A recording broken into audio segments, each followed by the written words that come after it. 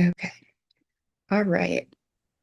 Welcome everyone. Thank you for joining us today for this joint IPR and AMEC webinar on PR measurement that matters, navigating trust, AI, and change for Measurement Month.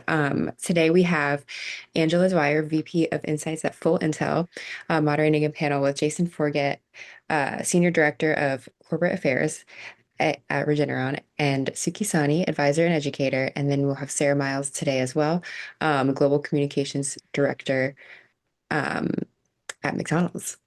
Sorry, one message on the screen. Before we hand it over to Angela to get things started, I just a few housekeeping notes.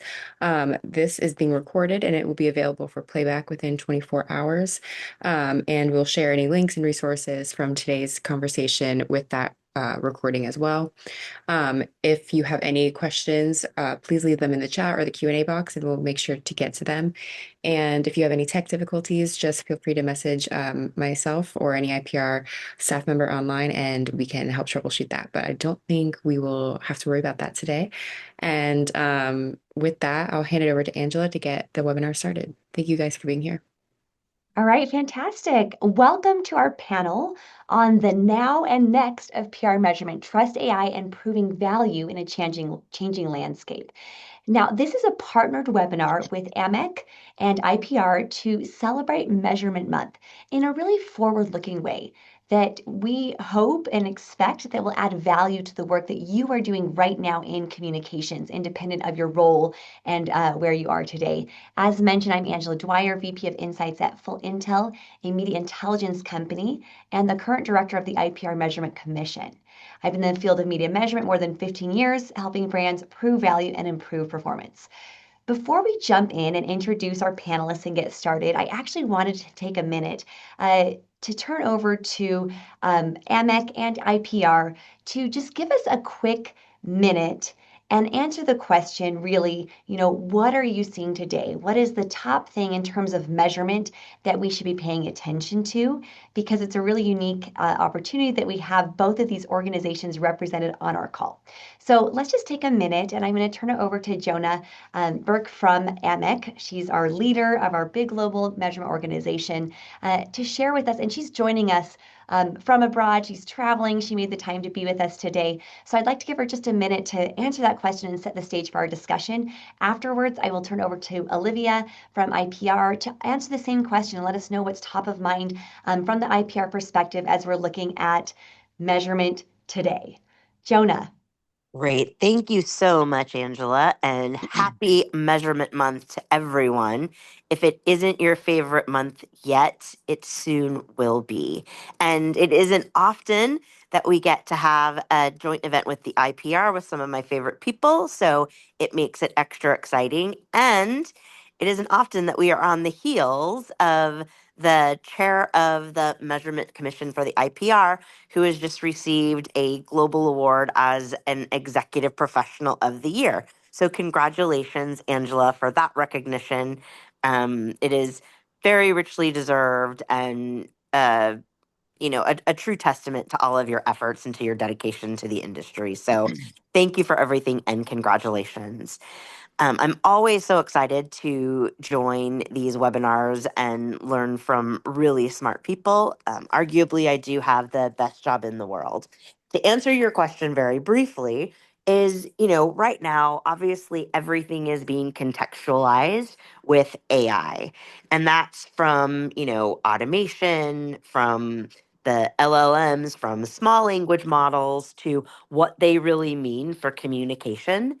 And I think, though, also rooted for every insights data analyst and expert who's working at synthesizing that data for what it really means, what are the concepts behind that, is data quality.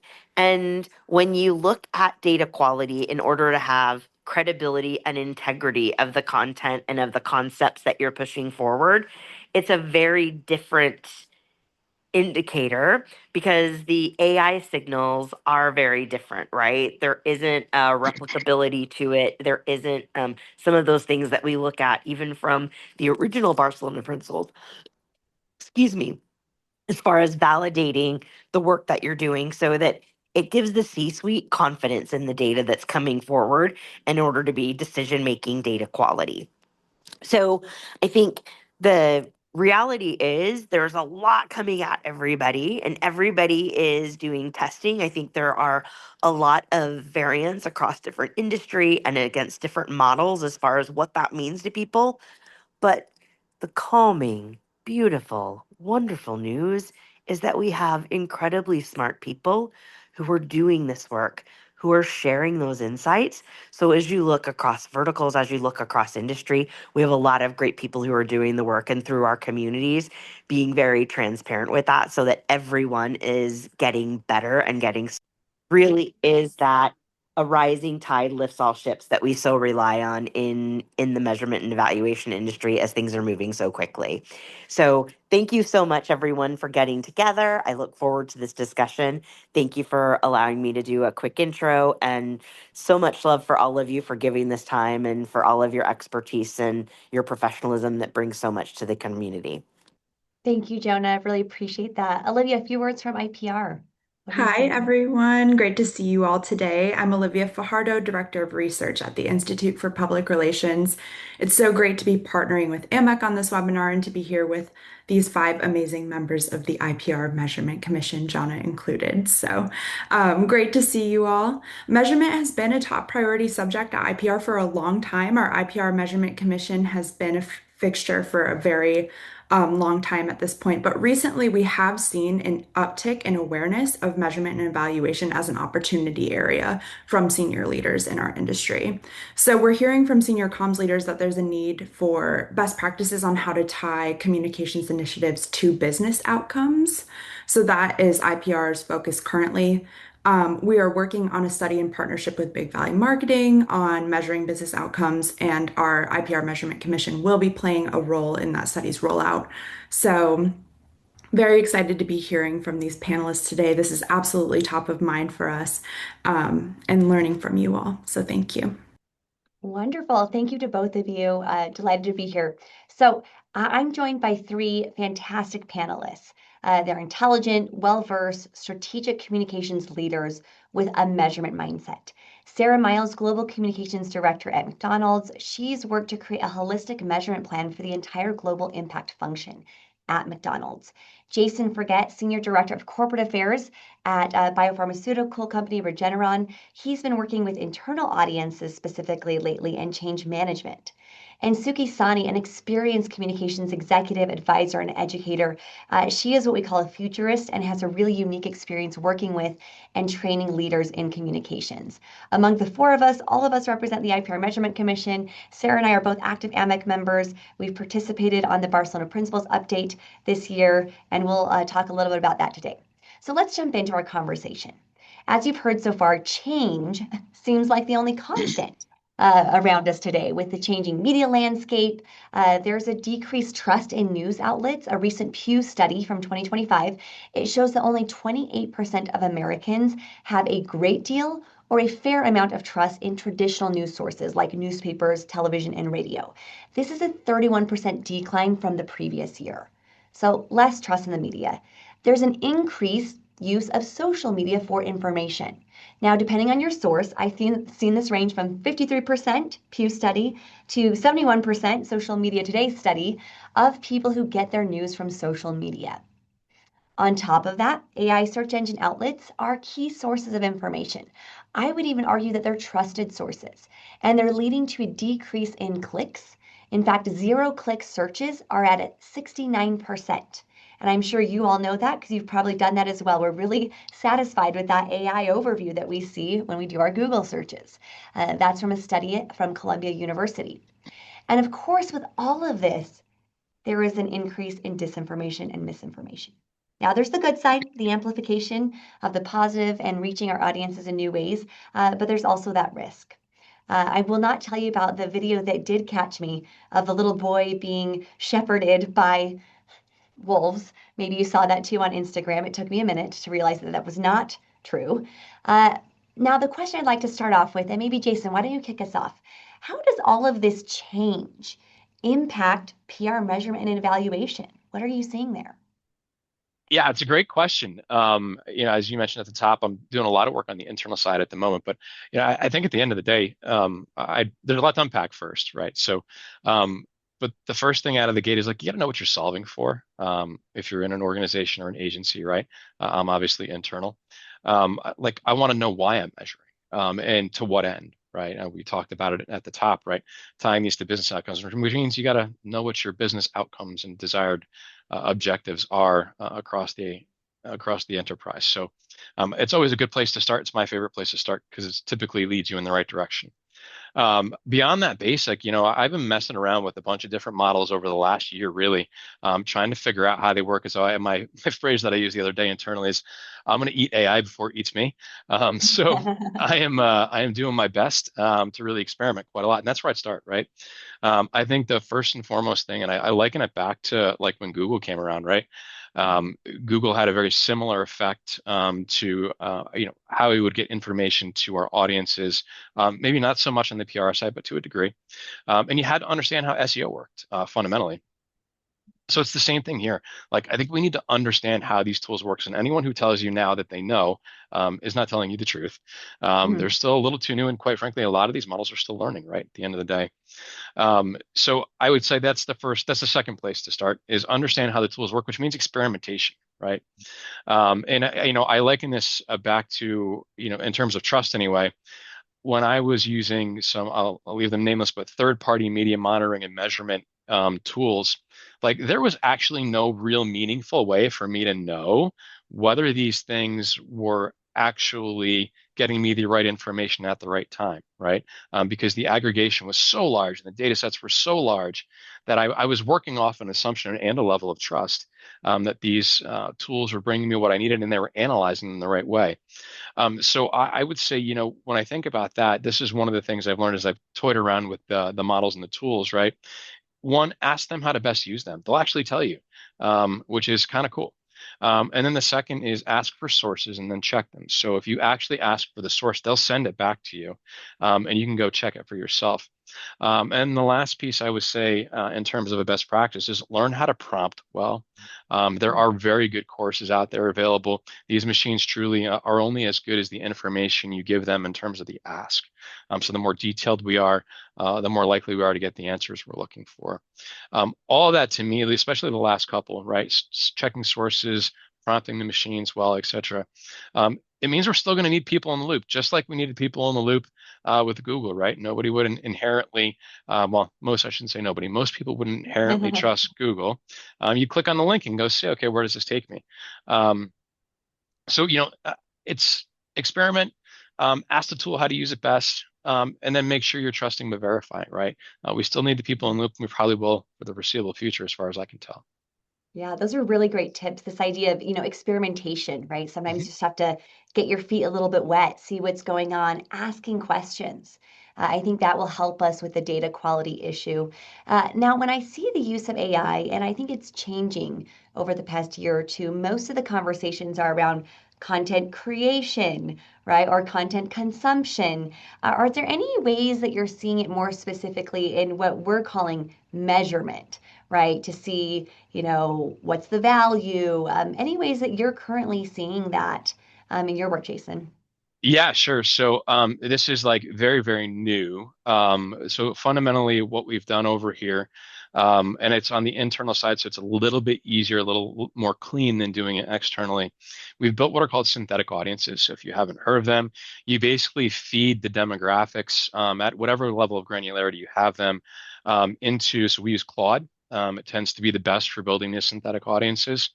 And you say, hey, here's what my audience looks like, and you can make it as bifurcated or as homogeneous as you want. We've done several audiences so we can target messages.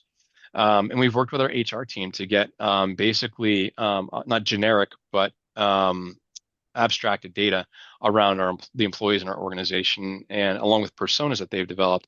We feed this all into Claude and it spits out essentially what they call a synthetic audience. It's like a focus group basically, but a really large one for whatever you're working on for the audience that you're communicating to. That's the first step. We run the content against it that we want to start with. We get some suggestions on how to fine tune it, and then we put it out in the world. That's where we started. The next step where my team is working is, okay, so we're in the MS 365 suite. A lot of our tools are tied together and a lot of metrics feed into one another. Um, at this point, if you start to use those metrics, and you really can do it pretty easily, you can start to automate content improvement and then push. So you're moving in real time, which, when I think about it, the distance between analysis and assessment to action shrinks enormously with these tools, because you can start to automate all of these features and have them take into account, right, the feedback and your audiences all at the same time, and update the synthetic audiences based on the performance of the content. So Right. that's pretty huge. But it's also where I go back to, right? We still need people in the loop. So there are some safeguards that we need to put in, particularly if we work on the external side. It's a little bit neater and cleaner on the internal side. Mhm. But yeah, definitely some human checking for sure. Right, absolutely. I work more on the external side and again using personas and different prompts to understand what their people are likely to see. And this is one form of measurement. So one of the things is, it's great. I actually see a question here about, the different ways you measure with tags, but really I think it's the human element that you're talking about that helps you get the context. That if we fully divorce ourselves from that, we're really actually going to get lost and sometimes be making decisions on poor information, which will be obviously poor decisions. One of the things we saw, and kind of looking at another element here, we did a PR Journal article with several members of the IPR Measurement Commission published this year. We're happy to send that link out with the notes here. And we looked at the ethical use of AI in communications measurement. Now, unsurprisingly, this was almost a year ago we started the study. Very few leaders in measurement were using AI for measurement. Still many of the other cases. I think we're seeing an increase in what I would call actual measurement. But one of the key takeaways when integrating AI into measurement is really to ask the right questions, right? We've heard this to provide transparency and data quality, which Jonah shared with us. In fact, garbage in, garbage out was the most frequently cited term in our focus group. So my question is, and Sukhi, let's go to you on this one. With all the benefits and potential risks of AI, how should communications leaders be thinking about AI for measurement? So more from that leader perspective, how should leaders be thinking about AI and AI Yeah, integration? I think it's a great question. Today's age reminds me of, when we were back in the social media age where everybody was trying to be a social media expert, but nobody really knew how to do it. And I think that's what's really happening with AI, especially with measurement.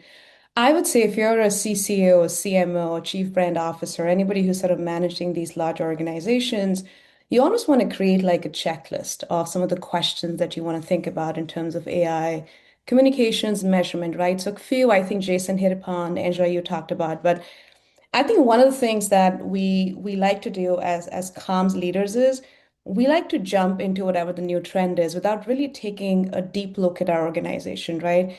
How do you define measurement in today's day and age? Like, do you have the foundations? What do your comm strategy look like? What's the current makeup of your organization? And you've heard me probably say this many times. Do you have the right investment? Do you actually have an insights and intelligence team? And do you have the right skill set to actually create the influence that will help show the impact of your work? So I think the first and foremost is start with a real look at your organization, define measurement, and then you really want to understand, okay, what are the different AI tools that you can leverage? Then you take a step forward and say, okay, what are my data sources, right? And how do you demand that transparency from your vendors? A lot of us are using in-house tools. Many are leveraging our agency partners.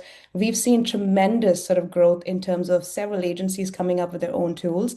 Ask the tough questions. Ask them, right? What are their data sources? How do you trust those data sources? And again, you said garbage in, garbage out, and that's exactly what it comes with.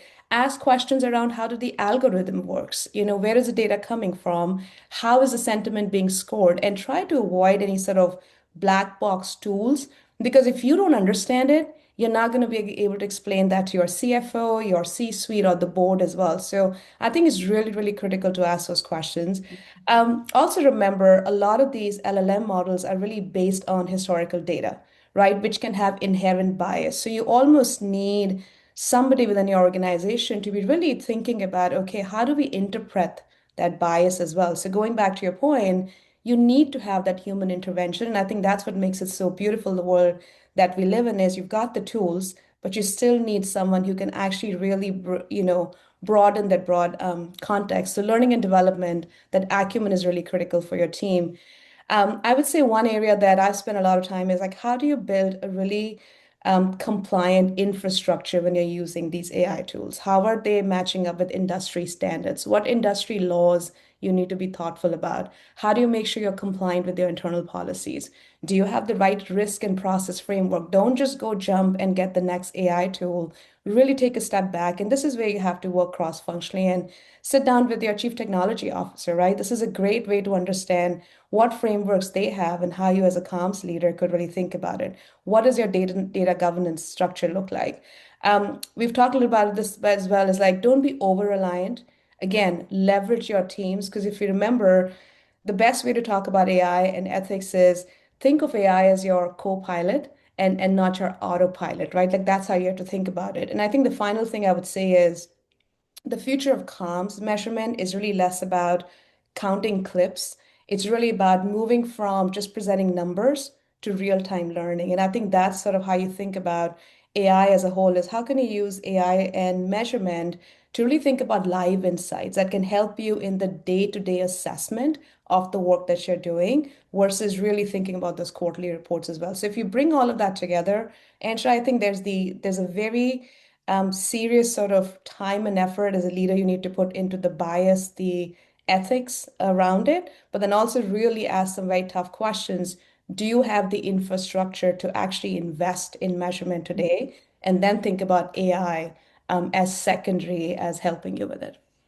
Right. I love that perspective that you need the infrastructure. If you don't have it, it's really, almost silly to think, have an expectation of this result you could get. You need to have the team set up, right? And if you think measurement first and then AI, you're going to have a better result. I really like what you said about the clean data. When I'm working with any data source, I always say, if I can't see a data sheet, I don't trust it. Yep. I've got to see what's behind it. I have to be able to ask questions. If I can't do that, I think there's not enough transparency. One of the things you mentioned, Sukhi, was this investment piece, right? That sometimes it's challenging to get that investment. We're trying to get a seat at the table when it comes to communications measurement and the budget. With AI integration, some organizations may even be cutting back. I don't know if any of you on this call are experiencing that, with the expectations of needing less to do more. In a recent page podcast, João Belo of Takeda actually mentioned some of the productivity gains of using AI in communications, and he mentioned these in the range of 50 to 70%, which I know if an executive hears this, they'll think, great, I get to save some money here. So let's go to Sarah now with this question. How do you get executive investment and budget for communications measurement in today's landscape? Yeah, absolutely, Angela. So when I'm making a case for investment, I focus on two sides of the equation. So the risk side along with the value side. So first on the risk side, if your team touches issues or crisis management, you already know that data should be a non-negotiable. So understanding, stakeholder awareness, expectations, and sentiment really helps you to build effective mitigation plans. And so without the mechanisms to capture this, you're essentially asking the business to fly blind. And so kind of from my experience, from what I've learned, you can run a global campaign and maybe get moderate attention internally. But the minute you're managing a crisis, you've got the C-suite in the room. So protecting the business, is a leadership responsibility. And when you paint the picture of smart, informed communications versus maybe reactive or flying by the seat of your pants communications, leadership really quickly understands the risks that could be associated with not making these investments. On the proactive side, it's a little bit of a lighter mood over here. Executives respond strongly to anything that's going to help them prioritize spend. And so if you're measuring, a full year of activity, you can tell them with confidence if the communications drove, high, medium, low impact, or whatever, your rankings may be. And that essentially as the lever to show where future investments should go. And so when leaders see that you're doing this, they look at you as, good stewards of the business. and they respond really strongly to anything that helps them prioritize spend.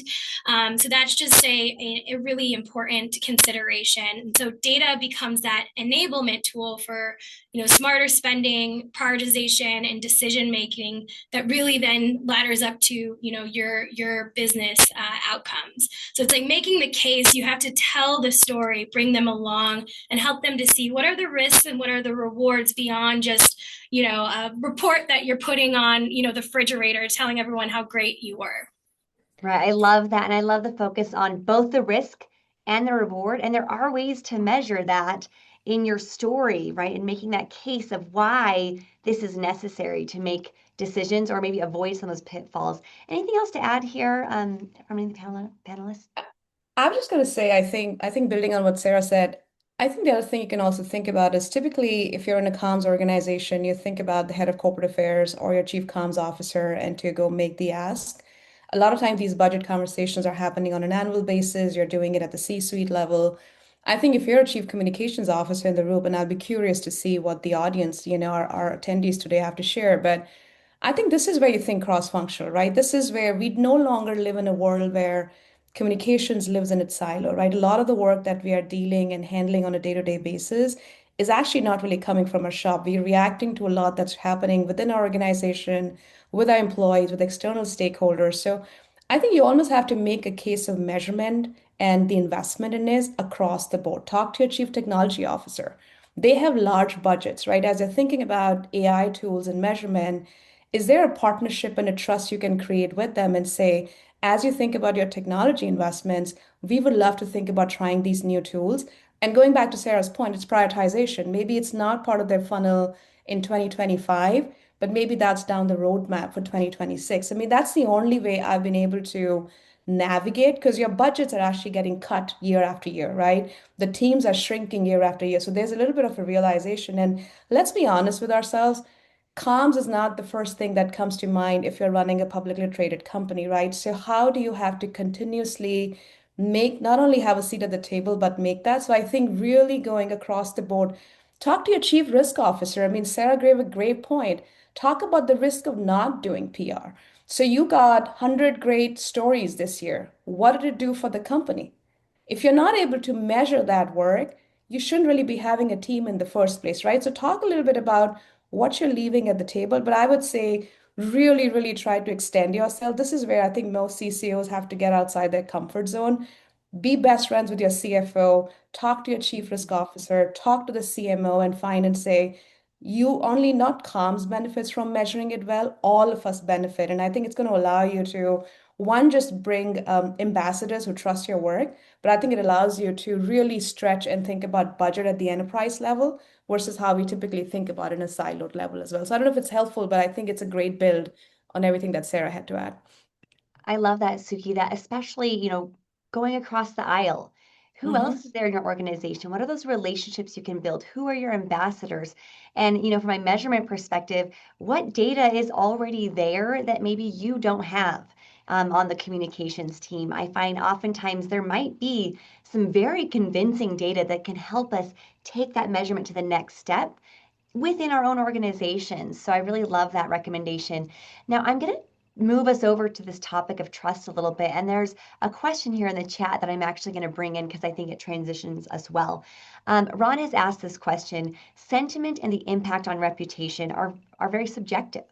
So how do I know that the LLM is able to be objective, right? So when we're looking at measuring reputation, are there any thoughts there? And again, anyone who wants to chime in on this can, on whether the LLM is objective or can be.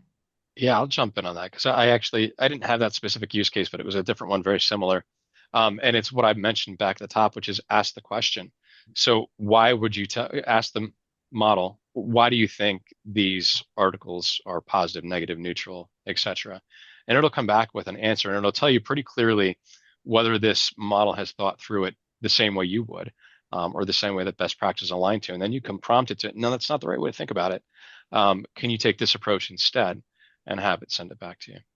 Yeah, I really like that. When I train human coders, right, there's a whole training session, a code book, right? We're explaining exactly what we mean. What does positive mean? What does that look like for this particular industry or organization? So I think also applying that to any type of machine that you're using, again, giving more context and having that back and forth. It's likely not going to get it right the first time. And I don't think it will be truly objective. I think there's always going to be some subjectivity. Just like with humans, the goal is to create alignment. So one of the things you can do with humans, we do intercoder reliability. What if you take models, and I do this, let's say I take a Claude and a ChatGPT, and I'm asking the same things and doing almost a machine intercoder reliability. So I think those are some really good, that's a really good recommendation, Jason. One of the things that I did want to bring up, and I don't know if we're talking about it because we're just so excited about AI, and this is the topic of trust. I really believe it is more important than ever. I think it's hard won, but it is key to driving reputation and behavior. Now, I'm not going to give you a statistic. I have plenty of them, but I just think we can all agree on this point that trust matters. So, let's go to Sarah. I know you're working on this holistic plan. How do you integrate trust or this concept of trust into PR measurement? Yeah, of course. So at McDonald, I would say, and particularly on the communication side, global corporate communication side, I just need to clarify. We don't isolate trust as a standalone North Star.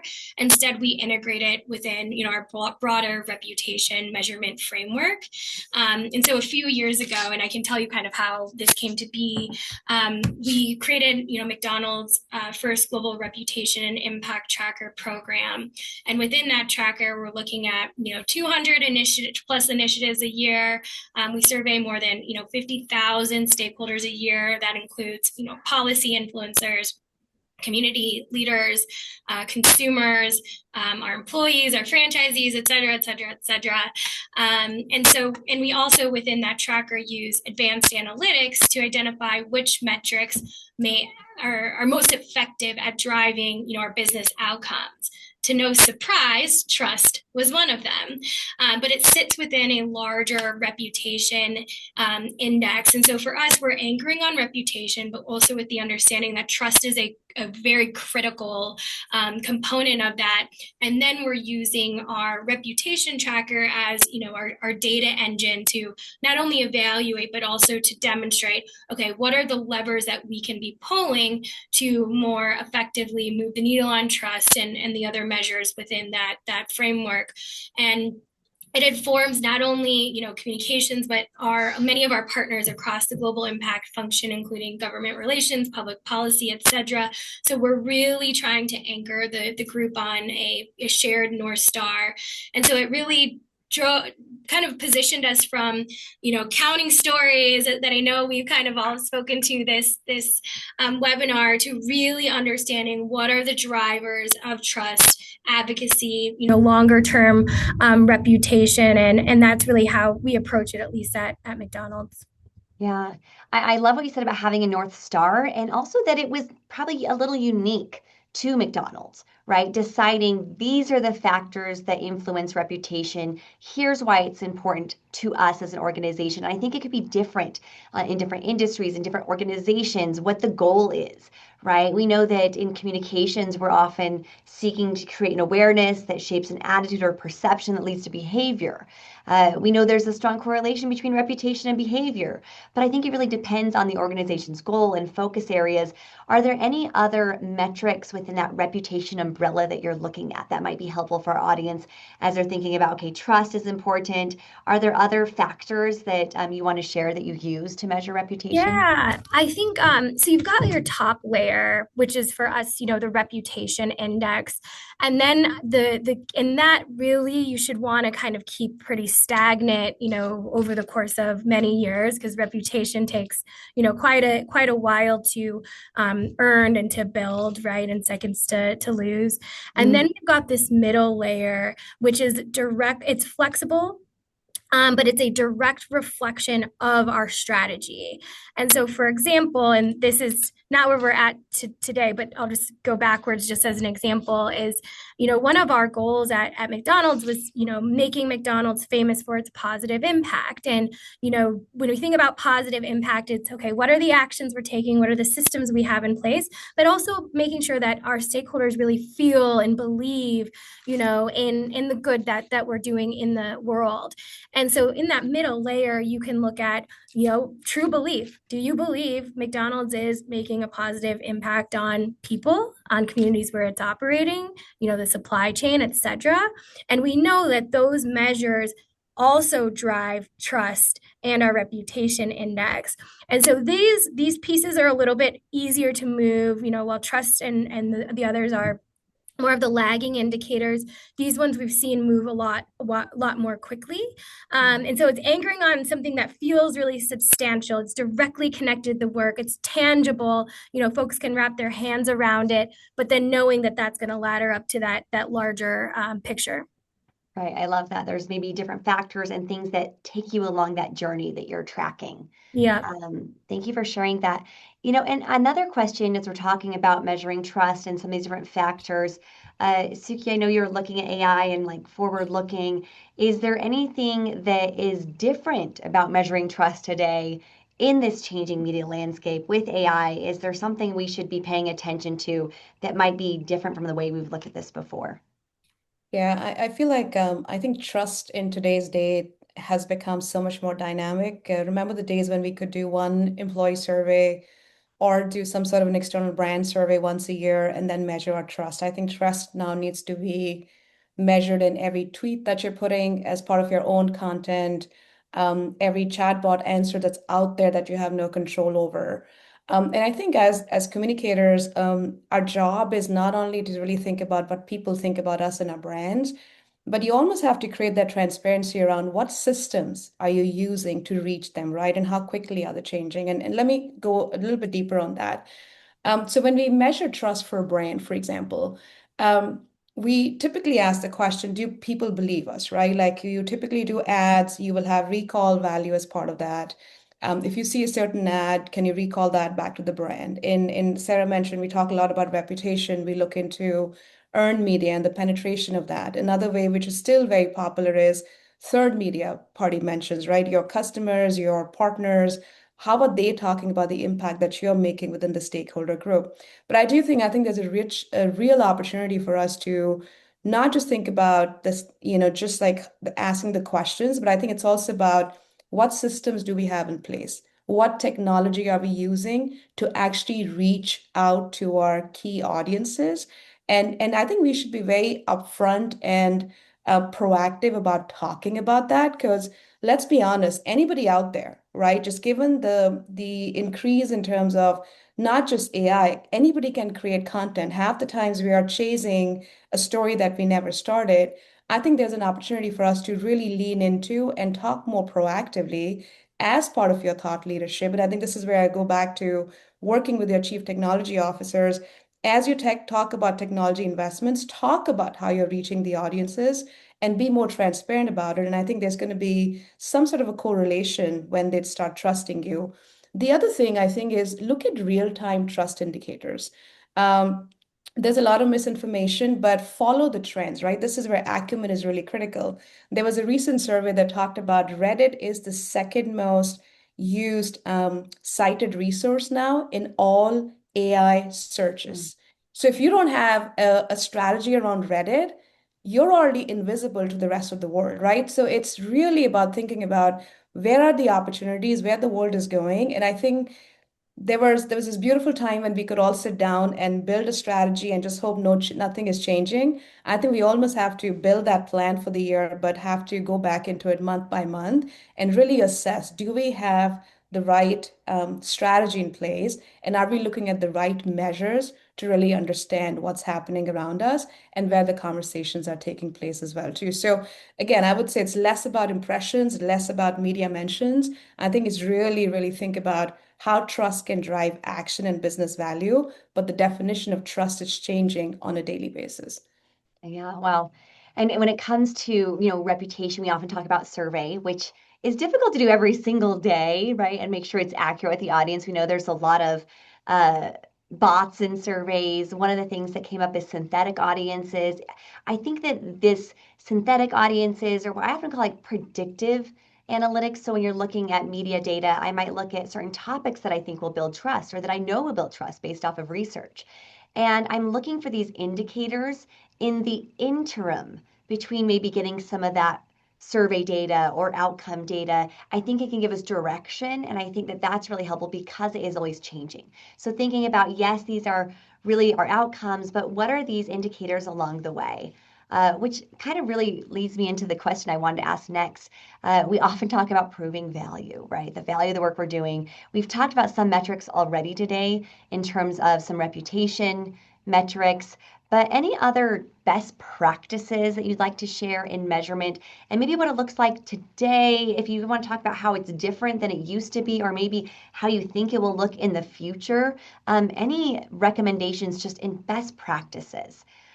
Sarah, do you want to share something there to kick us off on that question? Yes, I'm very passionate about this question. We found that anchoring on outcomes is really the clearest, most credible way to demonstrate impact internally. And I know Olivia was just speaking to the study that IPR is focused on this year as well. But for us, over the past few years, we've aligned our measurement and strategies and investments more closely with core business outcomes.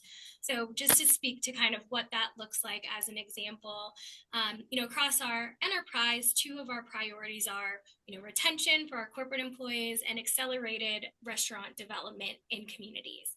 And communications, of course, plays a meaningful role in both of these things. We've got internal storytelling to build out that retention component and community-based messaging when we're thinking about accelerated development and paving that path to, growth when it comes to our restaurants. And so for us, because we have that custom measurement framework, we know that reputation is a driver of these outcomes because we've selected our metrics based on, the outcomes we're looking to drive. And so instead of saying and anchoring on, we earn 200 placements, we can tell a story like a stronger reputation makes our employees X times more likely to want to stay. And it makes community leaders X times more likely to welcome development in their community. And then we take it even one step further beyond that and we pair it with goal setting. And so we can quantify, okay, if we increase reputation by 2 points, by 5 points, what is that going to look like from an outcomes perspective? And so we're able to anchor our goals in what we're trying to drive and which outcomes we need to see the most growth on. But we're also using that as the business case of why this work matters, how it's connected, across the enterprise. And in a function or in a business like McDonald's, where it's very brand heavy, being able to speak to reputation and why it's a value add to the business becomes incredibly important. Right. I love what you did there. That's a great example of an impact kind of outcome metric where, you say, okay, this will lead to 8 times more retention. Then you have a way to now measure the impact of reputation and the changes you're making on reputation to that. And what I also like about it is that you're not giving your executives a dollar value that you've made up, right? Or an impressions number that might not really mean anything. And, the goal is always to show we're moving the needle with public relations. And it has been a challenge. And I'm sure some here listening might still be giving what we call a dollar value or an advertising value equivalent, an AVE, to your executives. But one of the things I did want to note, especially with it being Measurement Month and the AMEC component here, is the Barcelona Principles 4.0. These are best practices for measurement, and it's provided by AMEC. There's so much thought and experts' opinion that go into this and insight. So you can access these. They've been updated. They're updated every 5 years. They were updated this year. And one of the big differences that I saw is that in one of these principles, there are 7 different principles. Principle 5 says that invalid measures, such as advertising value equivalents or AVEs, should not be used. However, what's new to this principle is it's offering guidance on what should be used, right? Recommending other measures similar to what Sarah outlined here, like outcome and impact, to evaluate contribution to communications. So Are there any other, again, I'm going to move us from the metrics, but is there any other metrics or methods we can use to prove impact of public relations? And maybe, Can I just yeah, add chime one in thing there. there? I think somebody also mentioned a little bit about humility, and I think Mm, as comms professionals, we're always right. We're always being asked to prove our value, the value of our work. I also think there's a lot of power in saying no. Most organizations, and I'm being really generic here. I don't have the data to back this up, but that's really from my own experience in the industry for 20 plus years. Most companies don't have the investment into measurement and smart, intelligent insights team, right? And we are continuously being on the hook to prove our value.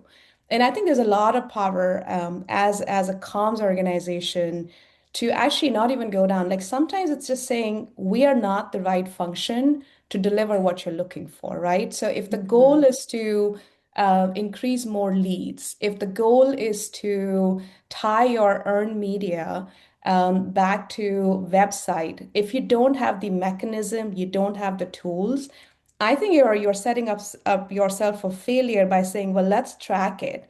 Because for them, even if you're able to show you created 5 leads to a website, versus if they had invested that in the lower funnel marketing, the same amount of money, they probably got 10x so I think part of it is also being okay with saying, no, this is not what communications can do, but this is where we can actually really show you the impact. And I feel like we shy away from that because we always feel like we are at the edge to prove our value. So I just want to bring that through. And I would say, as you think about the future, I really, really think, Angela, we have to modernize our function. Comms is typically really thought about 2 or 3 areas, right? Crisis, internal communication, executive visibility. All of those are not happening through one channel. So you really have to take a step back and think omni-channel. mm, And that means that you have to build your teams differently. You have to use data very creatively. And you have to then think about how your work can drive reputation at the enterprise level. So again, just making sure, like, one, be okay saying no, we're not the team that can actually create the impact. And I think as you think about the future, yes, AI is the buzzword, but I think it's really have you modernize your function as a whole. Because if you're still showcasing impressions in your reports right now, you've got a lot of work ahead of you. Do you mind, Angela, if I jump in jump on right this? in. Because Yep. the modernization piece, I just want to like double click and like bold, underline how critically important this is. And when I think about modernization or even the future of, our industry, I actually look at it through the lens of, what would a 2.0 version look like of even one of the team that I lead? So it's communications, measurement, and insights. We were and still are one of the few out there that are dedicated insights, measurement teams in the industry. And based on where the industry is headed, you think about the acceleration of AI, I've started to see more and more companies invest in, a discipline like this internally. But when I think about it, even of all the learnings I've had working in house and starting this team and where it's going, it's how do you connect the structure between data strategy and operations and making them formally connected? Because when you're bringing those together, you have the data to make business cases, you have the data to think about prioritization, you're setting up workflows, right, and process just to even get to the measurement component. And so data informs strategy, operations reinforces and enables that strategy, and then strategy shapes the design of the data. And so I just am, if you've talked to me in the halls or wherever it may be, like that's where I see the vision going. It's okay, you can, build the measurement and insights team, but I do think the 2.0 version of this is data strategy and insights, or sorry, data strategy and operations housed under one umbrella. Mhm. Right. I love that. Thank you so much. So I am looking here. I'd actually like us to move to a question in our Q&A. I want to use our last little bit of time here wisely. And I hope those who've joined us have gotten a lot out of this. I think there's been a lot of insights, hopefully some direction as you're looking at this. Let's go to this question by Santiago Ocampo. How can I measure the impact of influencers on my company's reputation or that of opinion leaders? So now looking specifically at an influencer opinion leader and what is the impact of those voices on reputation? Is anyone wanting to take that question?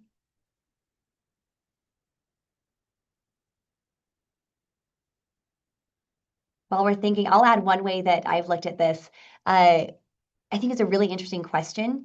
And from a media measurement perspective, one of the ways we can look at it is not just, okay, this influencer said this, and they have this many followers, but I like to double click into the comments, what's being said, who's saying what is the intention of the comment? So one time I did a study looking, it was about a product, so it was a purchase intent. So I looked at the language in the comments and identified which influencer, I compared several influencers, which influencer drove the most intent to purchase. So looking beyond just number of followers to what kind of intent, what kind of behavior might this influencer be driving. You could probably apply that similar tactic to opinion leaders and influencers when you're looking at potential reputation impact. Yeah, and Aisha, I was on mute when I was saying, I think one of the ways we use is exactly that. I think we've been, in some of the roles that I've had, we've been proactively bringing some of these influences behind the scene. So if you're a company that's consumer facing and you build products, and I've spent 20 plus years in financial services, we actually had an advisory council of influencers. So they're not creating content, but they're actually advising the business leaders on what their followers are interested in, what are their problems. So, right, think about, again, oftentimes when you think about these sort of surveys, and it typically think about the marketing team doing it, but that's a really great way to bring in these influencers and experts. And, we've always had experts who go to news and talk about, the top trends, and then they find a way to insert your product into it as well too. But I think there's a really proactive way to engage them behind the scenes. And when we did this, when I was at Capital One, we saw a lot of success because that built credibility in a way that not only got you credibility in-house with your business stakeholders, but that actually allowed us and gave us the leverage when we wanted to use influencers really smartly to then engage with our external audiences as well. So I don't know if that example helps, but I think there could be almost a different way to look at that and use them across the board. I love that. So we're coming up on time, and I'm going to ask kind of a final question here for our panelists. And I do see there's another question around business outcomes. And I love this, and I think we'll actually be able to address this in the IPR study that's coming out. So really keep an eye out for that. So as a final question to our panelists, and thank you again for your time, your expertise. This is really an all-star panel. It's not every day you get three really influential corporate communications leaders together. So as we're ending up 2025, we're wrapping it up, we're planning for 2026. I think planning is top of mind. We are budgeting for the new year. We are thinking about what worked, what didn't work this year. What are we going to do different to be more effective, to find success, to reach our goals? I think a lot of us are thinking in that planning stage. So maybe leave us with one piece of advice in how we can either lead with measurement in communications plans, right, instead of treating it as an afterthought, how we can maybe make one change to integrate it or be a little bit more strategic in how we look at measurement in the new year in our plans that we're making. So I'd love to hear from each of our panelists. Maybe Sukhi, why don't you kick us off? Yeah, I would just say use measurement to influence, not just report numbers. And a lot of us use it to really keep our jobs and show the value of our organization. I'm just going to be really blunt here. So I think your long-term job and your position in the industry and the impact that you make on the business is really when you're being a real advisor. You know when to back out and say no, that we can't really make an impact. And don't inflate your numbers, right? It's not about the volume of work. It is about the real impact. And those are really, really hard conversations. We have a lot of work ahead of us, but just go with that mindset. And while it might be very painful in the short run, once you find one or two, all you need is one or two ambassadors who believe in you. Believe me, from that point onwards, that's when the turning happens, and you'll start seeing real investment, not only in your function, but it elevates the respect that you have and the respect you should demand within the organization. Great. Let's make a new friend in the new year. Jason, let's go to you next.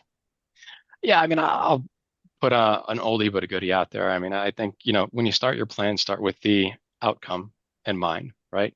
And work backwards from there. Find the right metrics to solve the right problem. versus just assuming the right measurements heading in and thinking that'll get you to where you need to go.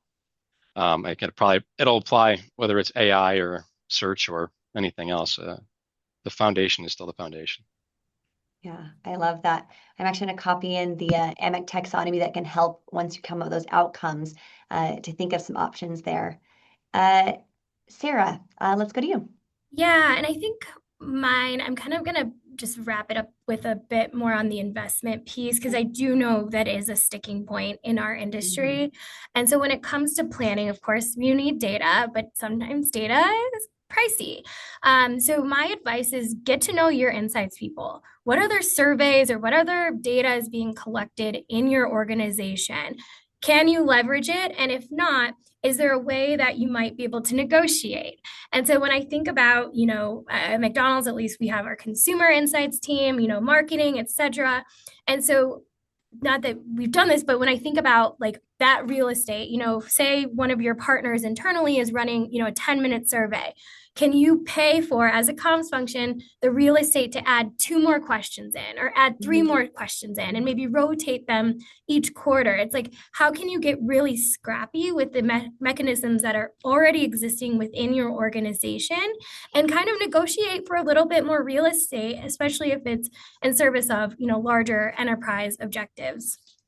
I love that. I think there's a way to get a little bit more and maybe do an audit within your organization. What do I have access to today, right? What can I use? One of the questions I love to add if you have an in-house survey is a question around news exposure, right? Have you been exposed to news? That can help us draw some of those connections to what might be happening in external communications. So really great advice. I feel like we walked away with some tangible things we can apply, maybe some next steps as we're looking towards next year, ways to get a little more investment.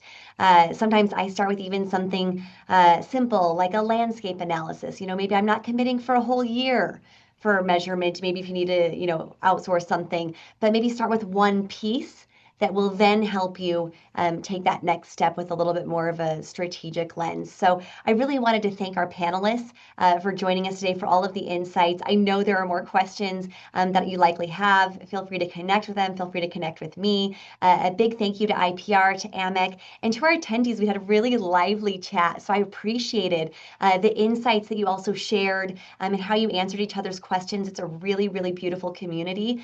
So let's help each other out. And, as Jonah mentioned at the beginning, when one rises, we all rise, right? All the boats rise with that rising tide. So thank you again. Happy Measurement Month. Great to see you all. Thank you all so much. We'll share this recording with everyone via email within 48 hours. Wonderful. Bye.